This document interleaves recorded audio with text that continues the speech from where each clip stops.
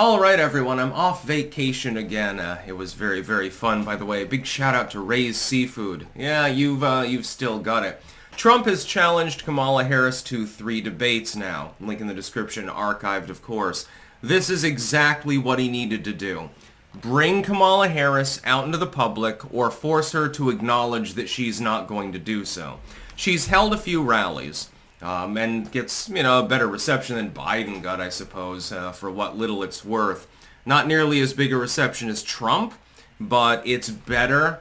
And now Biden is all bitter, actually, about the situation. Oh, we'll be talking about that in today's live stream. I shouldn't wonder that probably Jeremy will bring it up, too. I'll be live with the quartering, of course, at 1 p.m. It's an insane political storm that's happening right now. It's basically unprecedented. You've had the swapping out of a presidential candidate. You have a self-avowed socialist as the running mate for the Dem ticket. You have a man that gets literally shot. I almost don't have words to describe the political situation at the moment. And by the way, no new tech exclusives today. I'm going to get back into the swing of things, but there will be a live stream and everything else. This is exactly what Trump needed to do. All you have to do, and I'm hoping beyond hope, and there's a possibility of this because I've literally been tweeted out by Trump's official account. There's a possibility that some staffer watches my videos habitually and brought him the idea of challenging her to these debates. Originally, it looked like he wouldn't debate at all. He's like, well, I agreed to debate Joe Biden. I didn't agree to debate you. So the ABC debate is off. Not only is he agreeing to the ABC debate, he wants 2 additional debates, actually. One on CBS, if I remember correctly, or CNN, and the other one on Fox News. Now the onus is on Kamala Harris, actually. She could up the ante and say, okay, that's fine, but I want a 4th debate or something like that. But she won't do that. She's not a good debater.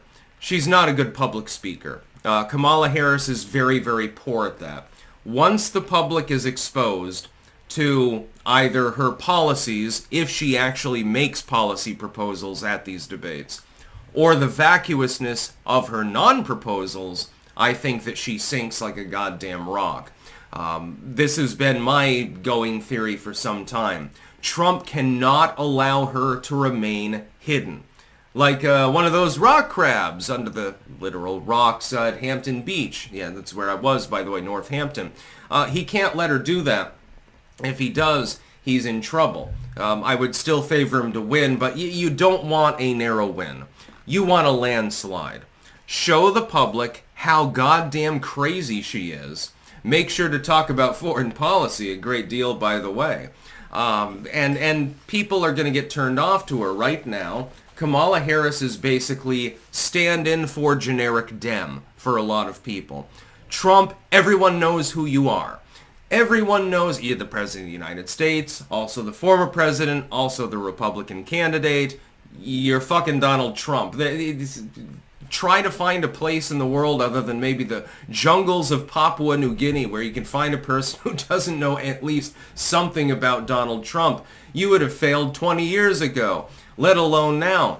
Apprentice and skyscrapers and all of this other 9/11 and all this other stuff. Everyone knows who Donald Trump is. Everyone has pretty much made up their mind whether they like him, in which case they're probably going to vote for him, or whether they dislike him. But there's a field of people who haven't made up their minds. They haven't made up their minds because they may not really like Trump, but they're waiting to hear about Kamala Harris's public policy positions because they don't know anything about them. And that's for a purpose. It's to prolong the Kasich effect. The idea is that you effectively hide the candidate. People know less about them. It's actually a good political strategy when you think about it. Everyone knows who your opponent is. They know what their policy positions are on taxes and the economy in general, energy policy, foreign policy, etc., etc. Trump's, of course, got baggage from his presidency. Kamala does not. She's a vice president at the moment.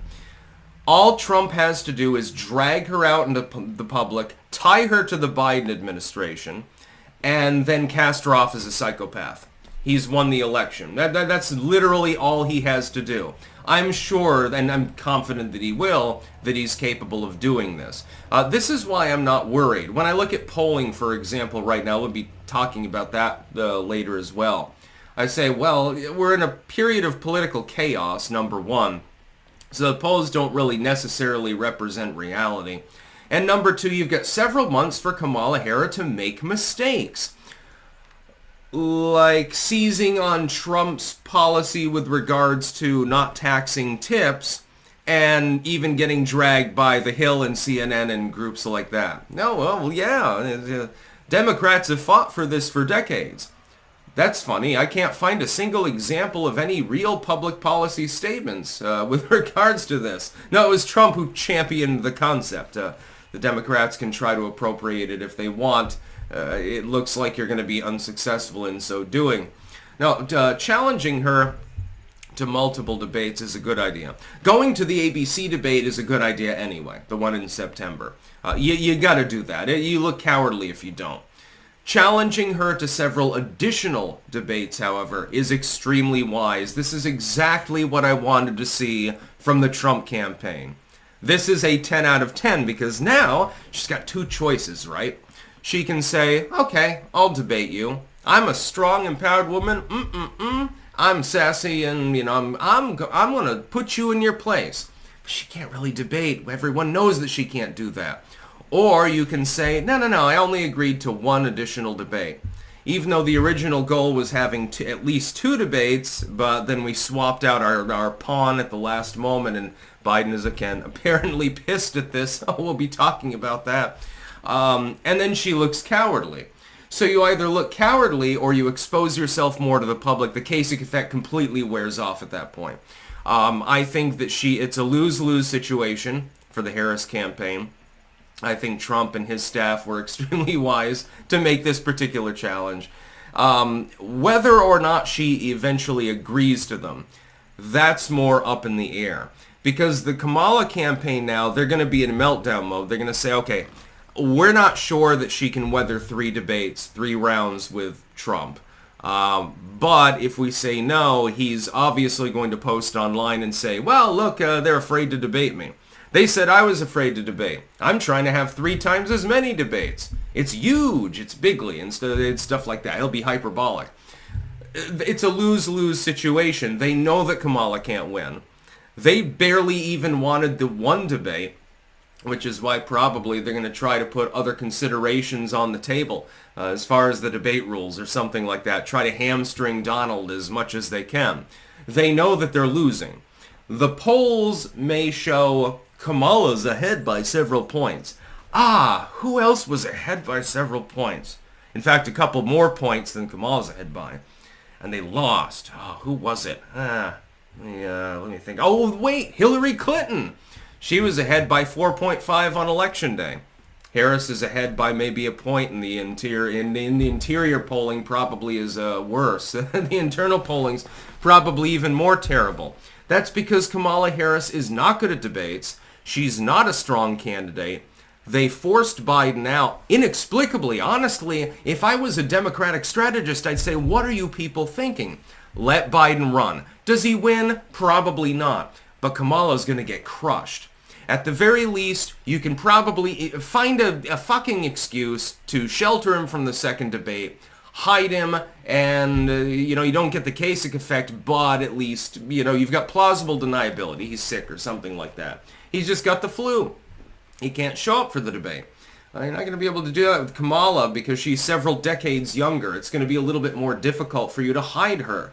Eventually, she's going to have to go out into public, and not just to the echo chamber at her rallies. And rallies tend to be an echo chamber. When Trump goes to a rally, 99% of the people there, they've already made the decision that they're going to vote for him. You'll get a few protesters, and a few people are like, well, the former president, maybe the future president, I'll go to the rally for the hell of it. I'll see what he has to say. But that's a minority. With Kamala Harris, it's the same thing. Most of the people there have already decided, and they've all got problem glasses and shit like that, or they look like they've sucked down far too much Soylent. They've already decided that they're going to vote for her. You need to go after independent voters. Kamala seems uninclined to do so. And so, yes, challenging her to 3 debates is a very, very good idea. If you do manage to get her to agree to them, she is almost certain to have a massive gaffe moment at least one of them. Judging by her track record, though, I wouldn't be surprised if it was at all 3 of them. She's just not a good public speaker. She's not good at expressing herself. Trump merely needs to antagonize her into giggling at dead children. There's a clip of her reacting to war atrocities in Afghanistan, and she's like, she just starts literally cackling. And it's like, normal people don't laugh at these sorts of things. Even if it's a nervous laugh or something like that, unless it's making you specifically uncomfortable because of some personal experience, the average person doesn't find it funny when little kids are glassed. They don't find that amusing. They're kids. Normally, you're not supposed to bomb them. It's probably a war crime or something. Although the United States has been ignoring that for a long time. Trump's challenge is a wise one.